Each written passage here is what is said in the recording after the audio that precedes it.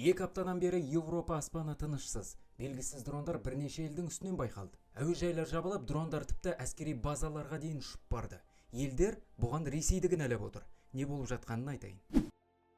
Данияда жағдай ушығып тұр. 22 қыркүйекте дрондар Копенгаген мен Осло әуежайларын жабуға мәжбүр етті. Кейін Ольборг пен Биллун әуежайлары да жұмысын тоқтатты. Ал 27 қыркүйекте дрондар елдің ең ірі әскери базасының үстінен көрінген. Осы оқиғалардан кейін Дания билігі ел азаматтарына жалпы дрон ұшыруға тыйым салып тастады. Министрлік мұны полицияның қауіпсіздік шараларын жеңілдету мақсатында жасап отырмыз дейді. Бұл заңды бұзғандар ірі айыппұл арқалайды, немесе 2 жылға дейін түрме жазасына кесіледі. Қорғаныс министрі мұны гибрид шабуыл десе, премьер-министр Ресейдің қатысы болуы мүмкін деп ашық айтты. Мәскеу болса бұған еш қатысымыз жоқ дейді. Алайда мұнда бір гәп бар сияқты, өйткені мұндай жағдай тек Данияда болып отырған жоқ. Норвегияда ірі әскери база маңында, Румынияда әуежай үстінде дрондар байқалған. Польша мен Эстония ресейлік ұшқышсыз аппараттар мен тіпті МиГ-31 ұшақтары әуе кеңістігін бұзды деп НАТОға шағымданған. НАТО өз кезегінде Балтық аймағындағы бақылауды күшейтіп жатыр, ал Еуроодақтағы 10 ел Еуропаны қорғау үшін дрондарға қарсы қабырға құруға келісті.